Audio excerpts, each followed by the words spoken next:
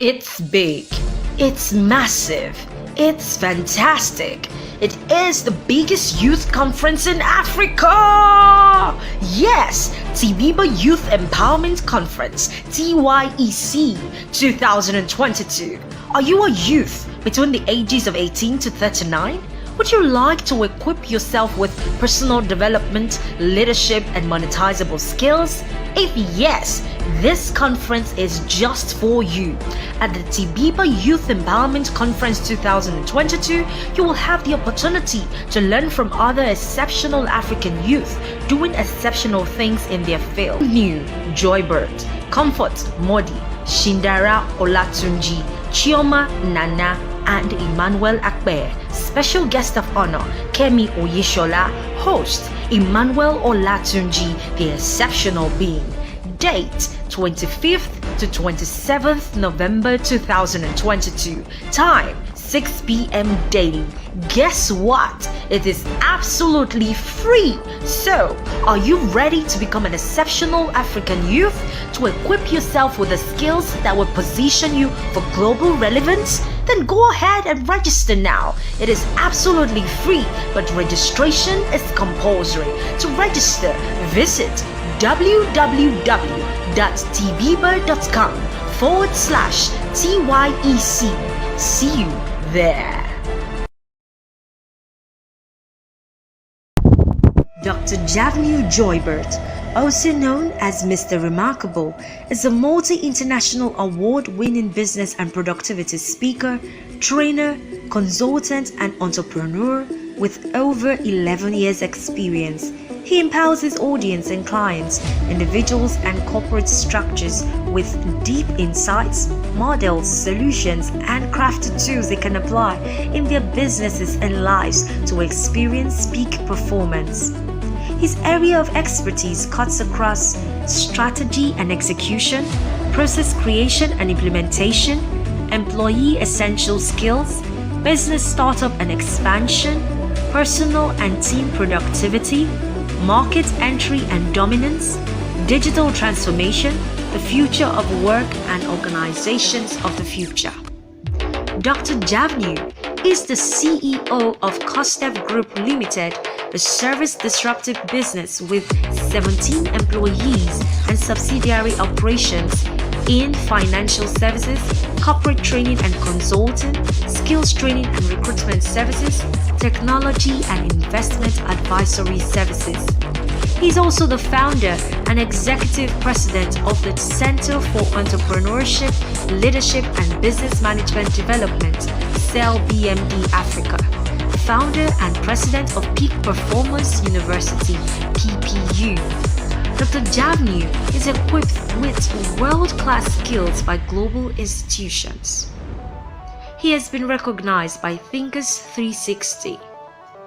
Dr. Javnyuy is a trailblazer and has spoken in over 1,700 events in 11 years. He is a commissioned minister of the gospel with an apostolic mandate with Hilltop Faith Ministries International and founder of Professionals and Entrepreneurs Fellowship, a non-denominational ministry with 1,200 plus members and growing. Dr. Javnyuy's mission in life is to turn slow growth institutions or businesses into high growth institutions, and average individuals into productive peak performers. Ladies and gentlemen, give it up for Dr. Javnyuy Joybert. Thank you so much. Thank you so much, Dele. And hello, everybody.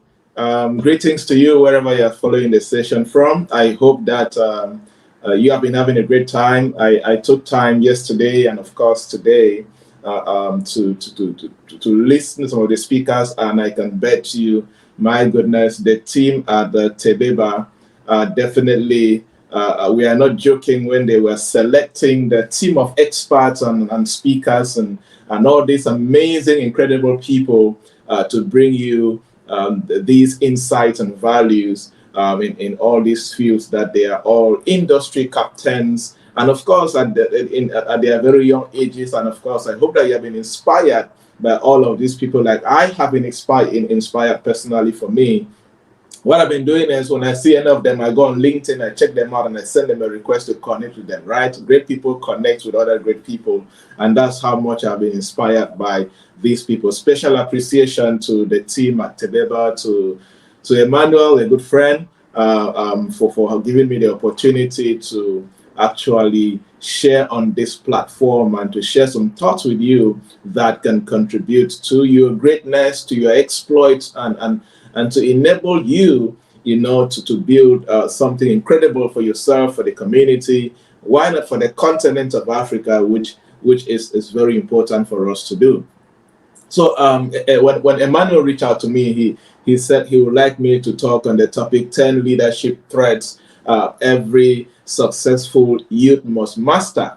Then I started asking myself, what should I really talk about? And of course, why does he think that I can talk on this topic? And when I'm talking on something like leadership for young people, I want to be as practical as possible. I want to be as relatable as possible, because this is something that if anybody can master, leadership is something that if a young person can master the art of leadership and be able to deploy the leadership capabilities within them, there is so much that they can do, so much that they can do for the community, do for the nation, for the continent as a whole. Then I started doing a self-analysis, and this self-analysis led me to also observe events and situations around me. And what I'll be sharing with us is based on, a personal experience, and most importantly, what I've observed around me in mingling around and working with different young people, exceptional young people, professionals, entrepreneurs, leaders in their diverse industries in my time so far in the work I do. In the last 12 years or so plus, I have been into speaking and training and consulting, and I've had the privilege by God's grace to travel 20 countries and do the work I do, working with company leaders, executives, entrepreneurs to consult and build incredible companies and careers with them. And I have learned a couple of things in the process of all of this. And I run a company myself. My company currently, we have 17 employees with 4 subsidiary companies under this company that I run. And I have had the privilege to be among incredible young leaders. And what I'll be teaching or sharing will be based on what I have observed from them, and of course from myself. And of course, these are people who are leaders across across different countries within the African continent. I had the privilege to be part of the Mandela Washington Fellowship, a yearly program. I'm sure many of you know about it. I was a Mandela Fellow in 2018. I've had the privilege to be Obama Foundation Africa Young African Leaders Program. And then throughout this year, I spent about a couple of months being a mentor to the Obama Foundation African Leaders Program also. So, and I've mentored a lot of Tony Elumelu Foundation entrepreneurs, and so here and there. So I'm bringing all of these observations in real time. I mean, these are guys. When you go into the Yali Network, you go to the Obama Foundation, you go to JCI, you go to Tony Elumelu programs. You see guys who are moving mountains. You see guys who are at their young age, they're doing incredible stuff. So what kind of leadership traits do these guys embody and practice that is so critical for you and I to also? Personally, I have learned a lot from them. Trust me, I have learned a lot from guys that, when I see the incredible things they're doing, I'll let, wow, I like the way you think, I like the way you look at things and all of that, and I'll go closer to them to learn. So these traits are the things that I will be sharing with us for us to understand. And I did my best to go deeper. I will not talk a lot about the popular, a leader must have a vision, a mission, objectives. Yes, those things are very important, and you should make sure you have them. And these are things that you can read in so many articles and books here and there, right? So I'm going to go deeper to be as practical, as relatable, as much as possible. And of course, these are things I have also observed with business people and leaders who have gone ahead. Because of my job as a consultant, I have also consulted with guys, with fathers and mothers who are way older than me in business, 50 years and above, running incredible companies, and I've consulted, trained their staffs. I have learned from them. I've become a personal coach, some of them. Apart that they pay me to coach and consult them, but I get to learn from them a lot in what they do. So these I decided to bring out all these practical things, and we can see how we can put them to work and see the incredible results. So, and I'll be fast because we have just about 30 minutes. And if you have questions, please prepare them and I'll answer them as much as possible. Now, the number one leadership threat, right? The number one leadership threat that I have seen that is very important for us to learn as African leaders is the ability to process, comprehend, believe, and execute. That's the first leadership threat. Although it is made up of many things in one, but I combine them to be one leadership threat. The ability to process, comprehend, believe, and execute. I believe that many people get to struggle across the African continent because, we get to quickly accept what we grew up seeing, and very few people get to create time to go through the process of thinking, processing, analyzing, understanding, that's comprehending, and then of course believing in a new vision, believing in something different that they can do, and most importantly, execute. So if you are going to be a leader that will disrupt, a leader that will become an industry captain, a leader who will create incredible impact, you need to go beyond what a normal person is doing. You need to beat how you used to do things and introduce a different dimension of getting things done. So when you look at something, you look at a project, a business idea, a community project, whatever you want to do, don't just look at it haphazardly or excitedly. Go deeper. Spend some time on it. So process it. And don't only process, understand what you're processing. And after you do that, believe what you want to execute and make sure you execute. And I think that processing and understanding is very important.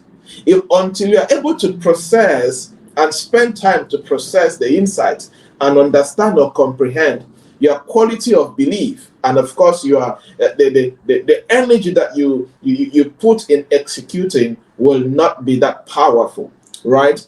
And just to give a funny example of processing, I am sure some people must have done this, or somebody must have done this around you, where let's say you share an event flyer, let's say the TEBEBA conference event flyer, and the flyer has everything, the venue, the dates, everything, and then somebody sees the flyer and then asks you a question about the event, and the response to that question is on the flyer. What's the difference? Somebody saw the flyer but did not process the information on the flyer, and of course did not comprehend, right? And that is the challenge. So I think that this is a very important leadership trait that we should develop as leaders in Africa. Number two, have the capacity to identify and reject false narrative. I think this is one of the most important leadership traits that we as young people especially need to adopt. The capacity to identify a false narrative and reject that false narrative. We have grown up in a community where, like many African young people, in a community where it is very normal to grow up in poverty, to grow up in struggle, to grow up in funny circumstances. And the culture, the environment, the things you keep on seeing and hearing can build a narrative in you which can force you to believe that that is the standard narrative everywhere, which is wrong. I want to tell you, one of the things that changed my mind was the first time I traveled out of Cameroon. I saw life in a different way. But if I did not travel, for example, I would have kept on believing that the way I grew up seeing things, that is where life is everywhere, basically. Because that is a narrative that my environment gave me and the people around me gave me, right? So it is very important for us to change Africa, for us to change our own selves, for us to make our families better, for us to make our towns and nations better. We need to identify the false negative narrative and reject it. Begin to change it. Because you grew up in poverty does not mean that you're supposed to be poor.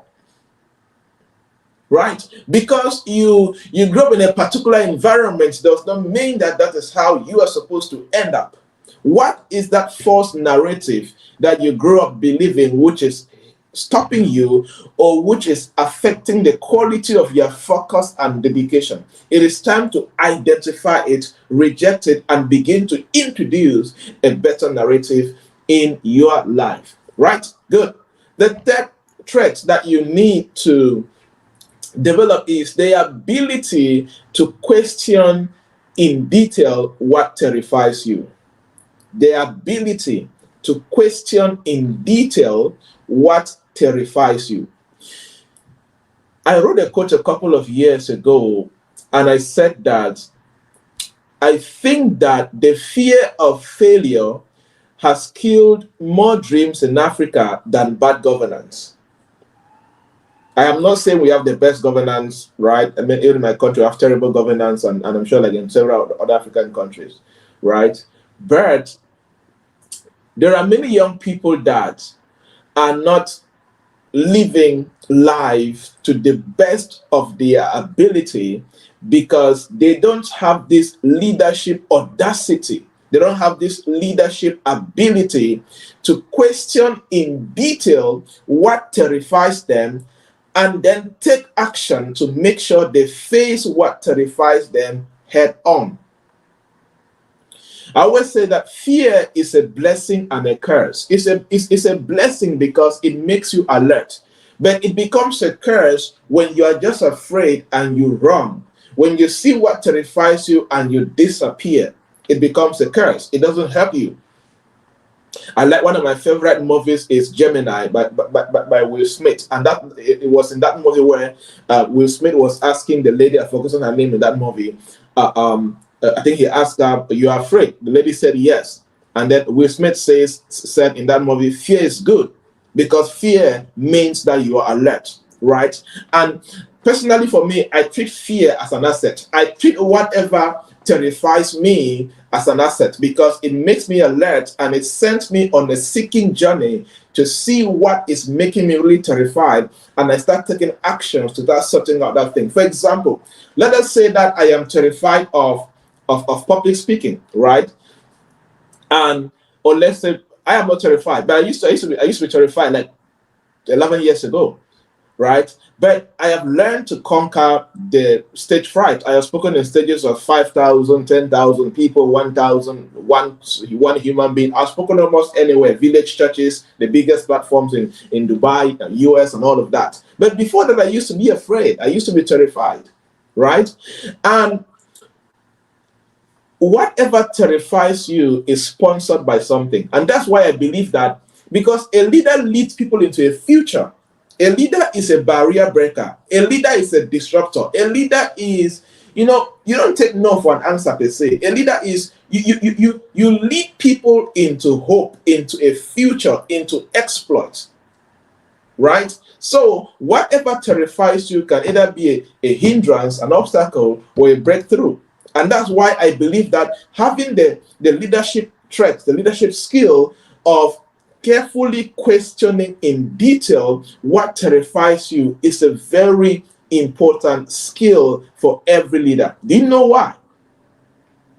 If you ask me now to speak before the US Congress, for example, I have never spoken there, or before the United Nations, I've never spoken there, I will be terrified because it's a new kind of audience, and in my mind, there's a kind of perception about the US Congress or the United Nations or the African Union. But that thing that is terrifying me is sending me a message.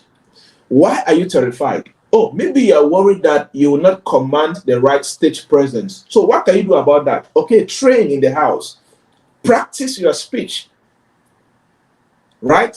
You see, so whatever is terrifying me becomes a learning process, becomes a learning told for me to become better? Or number two, what are you afraid? Maybe your content, maybe you're not sure of the content you have put together. Okay, go over your content again, do more research, call more experts, and make sure that you have prepared the right contents to present before the US Congress. Oh, what is terrifying you? Maybe you're worried that you'll not dress and look as smart or wear the expensive dresses that guys in the Congress wear. Okay, what can you do about that? Okay, can you buy a better suit? Can you buy, right? You see, you keep asking the things that terrify you, because what terrifies you is sponsored by something. And when you're able to address that whatever terrifies you start dying down, and that audacity, that strength, that energy, that belief, that confidence starts coming out, right? So question in detail what terrifies you. I think that if many young Africans can be able to do this, they'll be able to see how incredible they can create and become better as far as success and, of course, creating impact is concerned. Number four, the fourth leadership trait that leaders must develop as in Africa is the ability of not framing things with a narrow mindset. The ability of not framing things with a narrow mindset. In other words, we need to have a broad, open mindset. Don't look at something and automatically reject. And your rejection is only based on what you know, based on your experience, and based on just your one mindset. No, you are wrong. You are wrong. Your mindset alone is not enough for you to conclude on things. A young man reached out to me on Facebook a few days ago and said, sir, I need your help. I have done everything possible in this life and I am only failing. I said, no, you have not done everything possible, because show me a human being who have done everything possible in this life, that person will be a success. I now rephrased the statement. I said, no, you have done everything that you know. And I went further and said, if you do everything I know, you'll be successful. We started laughing about it. You get the concept. He used his narrow mindset to conclude on his life.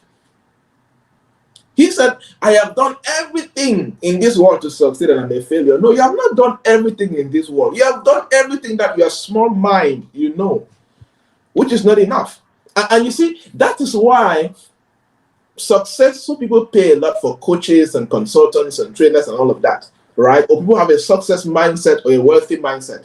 I always say in my experience, the highest amount of people who have paid for my services are people who are more successful and who have more money, because they understand that for them to make more money, they need more smarter minds around them, for example, right? You get the concept. So you need to avoid framing things with your narrow mindset. You need to have this leadership capability where you have a broad mindset and you are comfortable bringing other minds together to help you fine-tune your idea, your product, or your company, or whatever you're working on.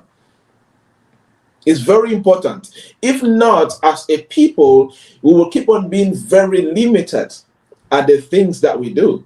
Like, I mean, I've come across a lot of entrepreneurs who somebody will sit in their house, think of an idea, work on it, create it, launch a product, and enter into the market, and nobody buys.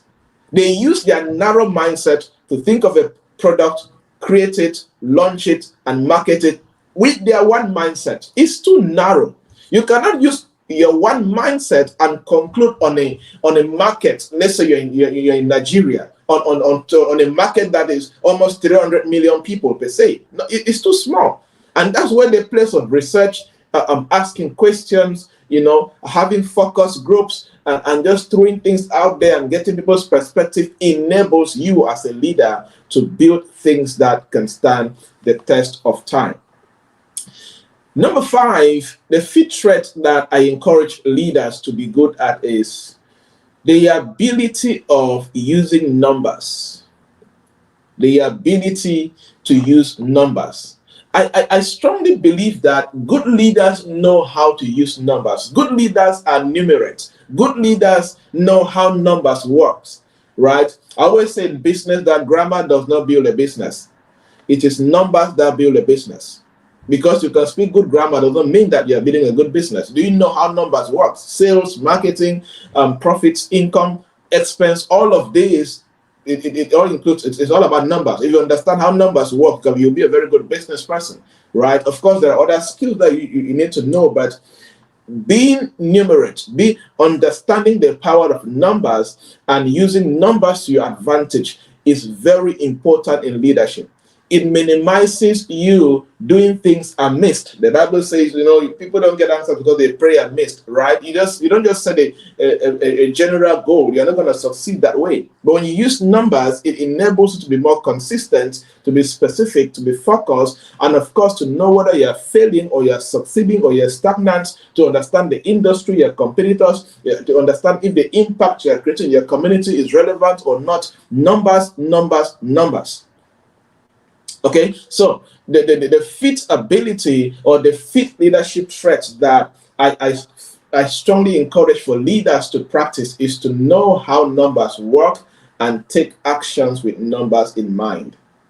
It's very powerful because it gives room for measurement. As some people say, what cannot be measured cannot be achieved.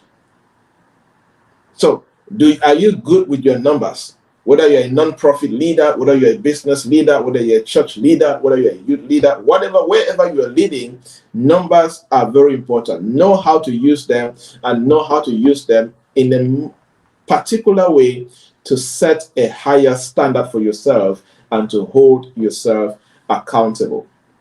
Okay? If you are being challenged, you're being blessed, leave me a comment with your favorite point so far. Leave me a comment with your favorite point so far. Yes, I'm looking at the comment section so far.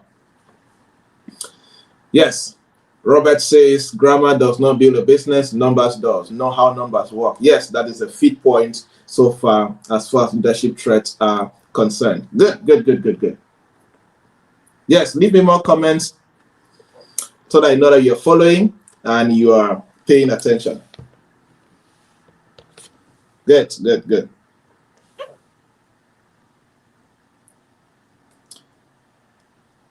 Now, let's proceed to the 6th leadership trait that you need to possess. And of course, not that these leadership traits are not in a particular order, right? They are not.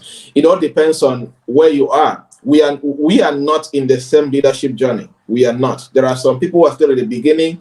There are some people who are still thinking about it. There are some who are at the introduction. There are some who are at the growth, maturity, saturation. Some are declining. We are all in different leadership journeys as far as we are concerned. And that's why I always encourage that anytime anybody's teaching, anytime you're learning something, it could be a YouTube video, whatever you're learning, always do a self-analysis.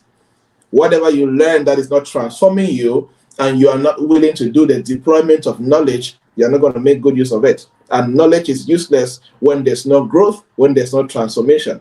Relevant knowledge is only impactful when somebody gets it, put it to work, and of course we see some result, right? Good. Number 6 is the 6th leadership trait that leaders need to practice is the confidence or the strong will to come out of lazy ways to become better. The strong will to come out of lazy ways to become better. Yes. Again, I said earlier that leaders are a peculiar group of people. One of the greatest leadership experts, John C. Maxwell, says that everything rises and falls on leadership. Right? And that's very true. And there's no way you can, and he also said leadership is influence. And there's no way that you can influence people if you embody certain lazy ways.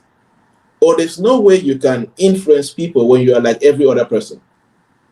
Yeah, there's totally no way. For you to influence people, you need to be a step ahead.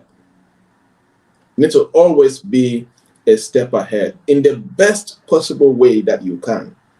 I am not saying that you are the all-knowing, all-righteous, all-perfect. No, no, nobody is. I am not, and you are not. As long as you're a human being, trust me, you are not. Okay? But do your best to strive for perfection. Do your best to keep on improving and being better. But there's one thing that you have to do as a leader, which is point number 6, is have the strong will to come out of your lazy ways to become better. What are those lazy ways that are still holding you back from manifesting to your highest level as a leader?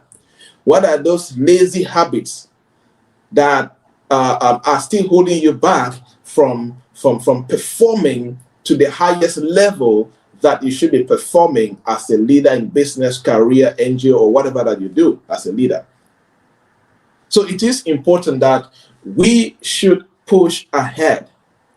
We should push ourselves consistently to become better. Because one thing that a good leader does is a good leader gives hope. A good leader points people to light. A good leader gives people the chance to believe that there are future possibilities. And one of the best ways that you do this as a leader is you become better.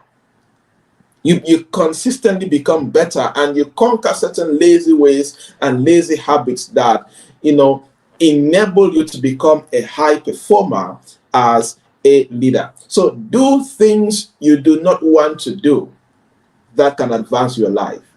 Learn to do things that you do not want to do that can advance your life. I mean, the last speaker was seriously recommending some books, and go and get those books. The 7 Habits of Highly Effective People is the second book I ever read in 2012. Incredible book that changed my life and perspective, right? And Atomic Habits by James Clear, incredible book, right? Let me tell you, sitting down to pick a book to read when there's Netflix, there are new movies, there's Wakanda Forever, and all of these things, there's social media, is difficult. But as a leader, it is your responsibility to have the strong will to leave your lazy ways, to abandon and conquer your lazy habits, and pick up the ways and the habits of great people that can enable you to become better.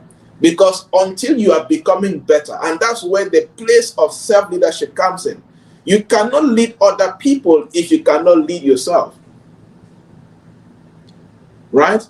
I remember one time I was battling with something, a personal habit I wanted to conquer.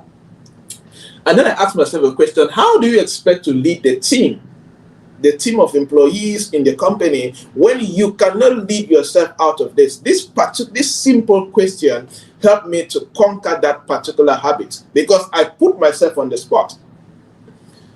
The second thing that I conquered, which was coming on my lazy ways, was, since 2012, I read a lot. I read at least 25 books a year, right?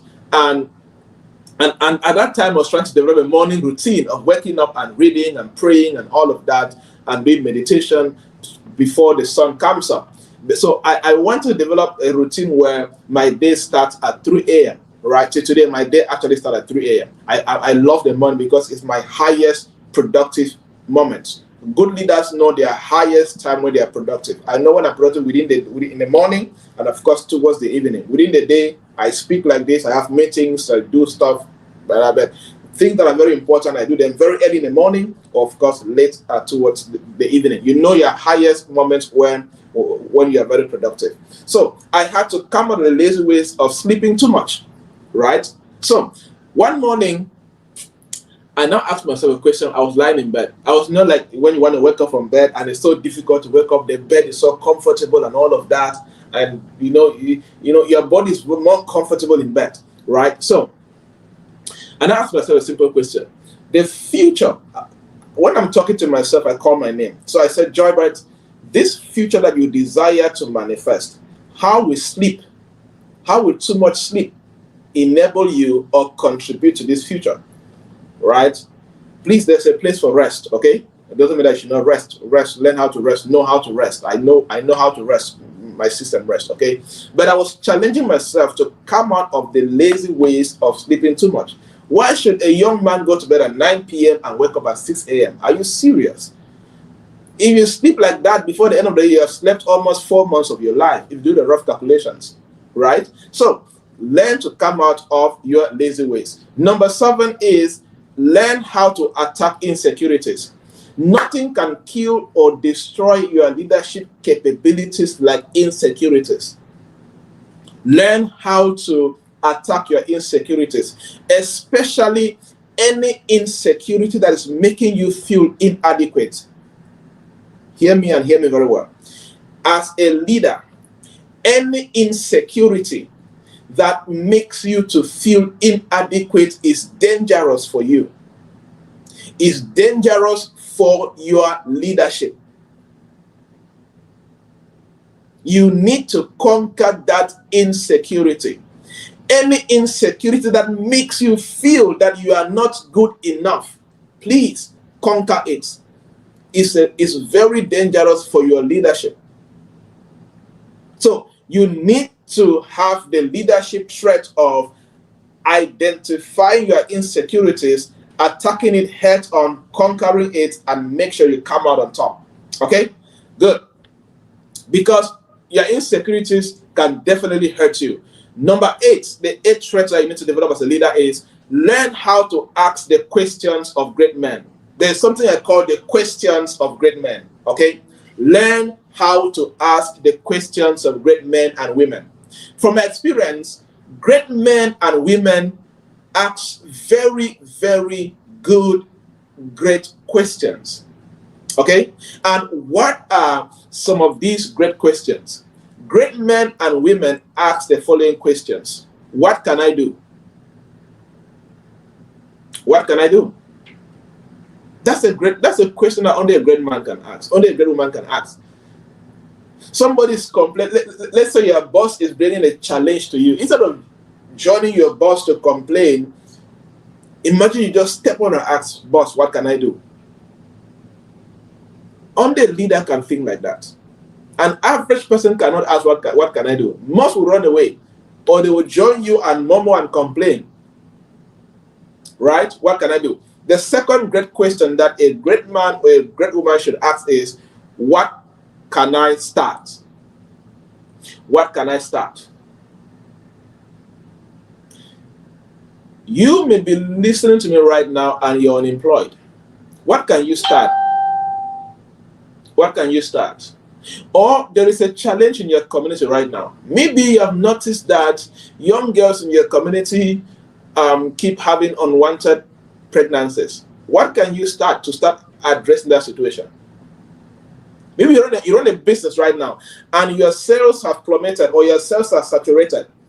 Your company is not growing, it's not dropping, it's just there. What can you start to address that situation? A leader thinks like that. The third question that a great leader can ask is, what can I contribute? What can I contribute? And the last question is, which is my favorite, what can I disrupt? Entrepreneurs in the house, this is one of your most important questions that you need to always ask as a great entrepreneur. What can I disrupt? What can you disrupt in your industry? What can you disrupt in your business right now? What can you disrupt in your community? What can you disrupt in your country? What can you disrupt in your industry? So, leaders ask questions of great men. And number 9, as we conclude, is leaders invest and create attention. Yes. Attention is a currency for leaders. Many a times, the value that you create, many a times, your leadership capabilities will remain useless if you don't know how to create attention, manage the attention, and use the attention for good. In this dispensation, one of the most important currencies is the currency of attention. Creating attention, managing attention, and monetizing attention. or using their attention to create more impact. I believe is one of the most important leadership traits in this dispensation. There are many guys who are gifted. There are many guys who are, so they have incredible skills, they can do marvelous things, but because they lack the ability to create attention, manage attention, and use that attention to create impact or to monetize it, they are struggling. How can you use social media to create attention? How can you use your local community to create attention? How can you use the traditional media, magazines and television shows and videos and whatever they can use in a positive, impactful, significant way? How can you do that? Because being gifted with leadership abilities and there's nobody to influence, or you don't have a turf, you don't have an industry where you can lead, it becomes like, you know, you're like a good footballer and there's no team to play with, basically. But you know you're good, but you're not playing. Something is wrong somewhere. All right. And number 10, always know your VNA. I like to call it VNA. Always know your VNA.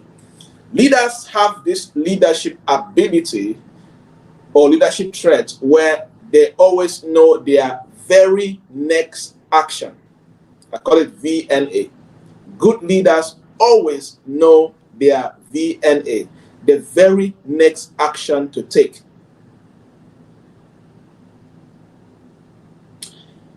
As I said earlier, one thing that you will notice in a good leader is they know where they are going.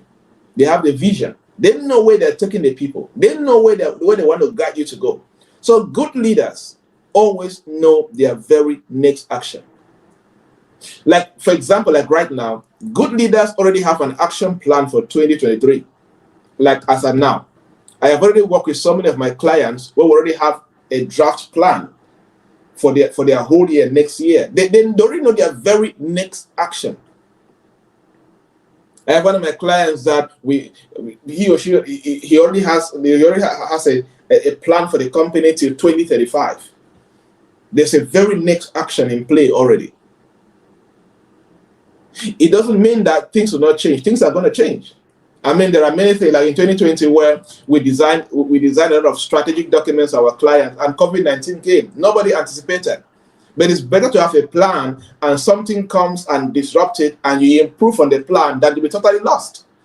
Many business people were lost, but people that had a plan could adapt. Okay, COVID-19 is here. How do we adapt this plan to fit the changes in the present dispensation and make sure we stay in business and we're adapting and we are growing? Okay, so to conclude, it is important to understand that growth and success does not happen by chance. Growth and success does not happen by guesswork. It requires intentionality, commitment, and of course, you taking responsibility to make sure that you do what must be done as a leader to contribute to your society, to your nation, to the continent, and why not to the global stage as a whole. Thank you so much for following the session. I hope you were challenged.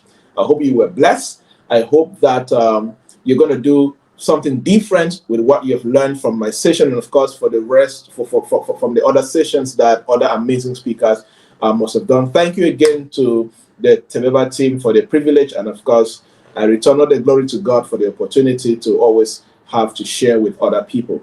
Yes, I can get questions now or comments from the moderator.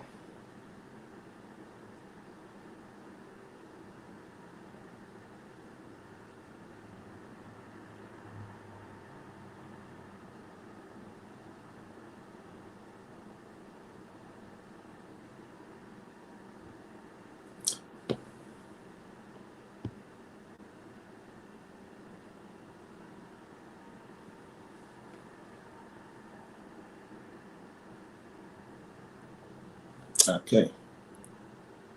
trying to check the chat box for questions.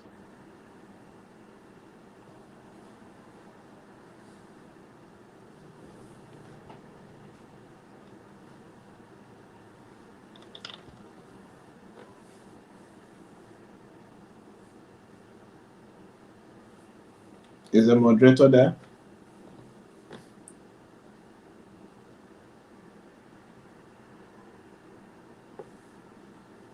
Maybe he's having network issues. Please, if you have questions, you can leave them in the chat box, or you can leave them in the comment section where you're following. I think this is being streamed on YouTube and other platforms. You can leave your questions and I'll pick it up from my end and just address them while we wait for the moderator.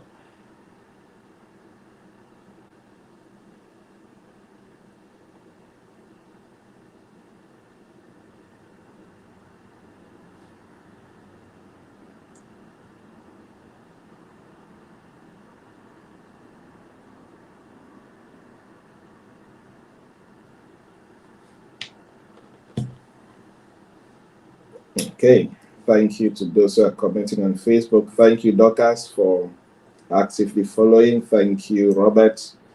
Thank you, Christian. Thank you, Precious. Awesome. So many amazing people.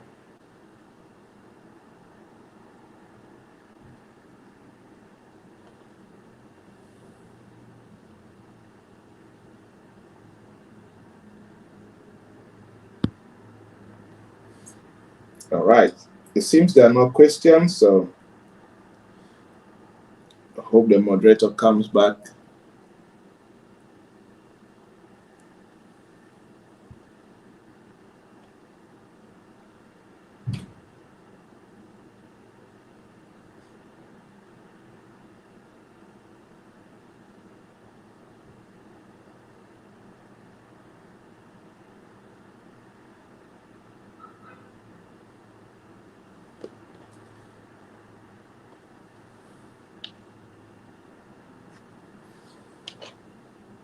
Okay.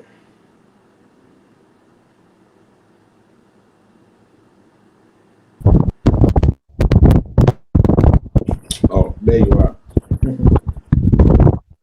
All right, so sorry, sir. I think there is a big network issue at that end. Okay, they're trying to come in, but nevertheless, thank you so much, Mr. Joybert. Thank you for that exposition. That's so very timely and that's hard. And I believe so much that if we don't pay attention to all this that you have shared with us, is really, really going to go a long way. I said it on the YouTube that one of the thing I saw is that ability not to frame things with a narrow mindset, ability not to see as it is possible. Yeah, somebody can say, you can get this done, okay, let's try this way. Someone that does not have such an ability of such strength or belief system could not see that such thing is possible. So it's one of the traits that we need to look into as an African youth so that we can come out of where we are after we have been able to process out everything that we need to do. And also, I want to say a very big thank you. And the place of ability to use numbers, another one for me, place to use numbers, another one for me, where there is nothing we actually want to do. Impact is a game of numbers.